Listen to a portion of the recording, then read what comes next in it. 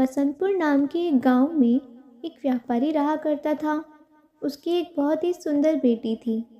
एक बार उस व्यापारी पर बहुत ज़्यादा कर्जा हो गया और जिस आदमी से उस व्यापारी ने कर्जा लिया वो उसी गांव का था और बहुत ही घटिया आदमी था।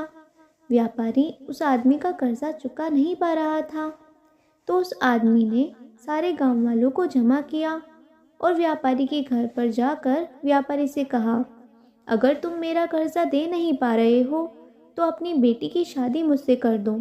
यह सुनने के बाद भी वह व्यापारी चुप ही रहा, क्योंकि वो मजबूर था और ये सारी बातें घर में बैठी उस व्यापारी की बेटी भी सुन रही थी।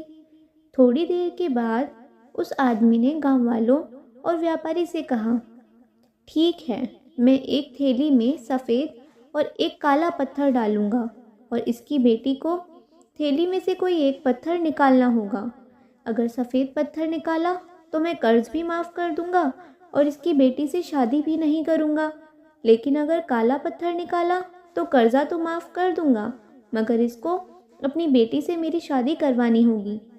व्यापारी की लड़की इस बात के लिए राज़ी हो गई और सारे गांव वाले भी। उस आदमी ने थैली के अंदर सबके सामने 2 पत्थर डाले, लेकिन बड़ी ही चालाकी से उस आदमी ने दोनों ही पत्थर उस थैली में काले डाले और यह व्यापारी की बेटी को दिख गया था कि थैली के अंदर दोनों ही पत्थर काले थे। अब वह लड़की सोच में पड़ गई कि मैं जो भी पत्थर निकालूंगी वह काले ही पत्थर होंगे और अगर काला पत्थर निकाला तो कर्जा माफ़ हो जाएगा, लेकिन मुझे उससे शादी करनी पड़ेगी। और अगर मैंने सारे गांव वालों को यह बता दिया कि इस आदमी ने थैली में दोनों ही पत्थर काले डाले हैं तो कर्जा भी माफ़ नहीं होगा और यह आदमी आज नहीं तो कल मेरे बाबा से ज़रूर बदला लेगा। लड़की यह सोच ही रही थी कि लड़की को तभी थैले से पत्थर निकालने को कहा गया।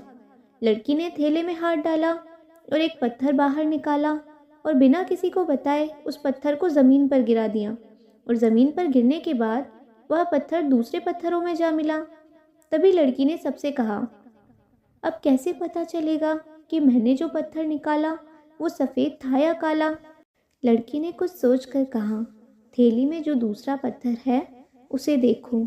अगर थैली में सफ़ेद पत्थर है तो मैंने काला पत्थर निकाला और अगर थैली में काला पत्थर है तो मैंने सफ़ेद पत्थर निकाला था और थैली में तो सिर्फ काले ही पत्थर थे।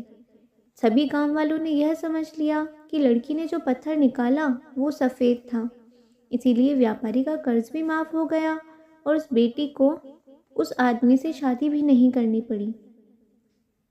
ज़िंदगी में इंसान कई बार मजबूर हो जाता है और उसके सामने जो हालात होते हैं उसे उसी के हिसाब से चलना पड़ता है।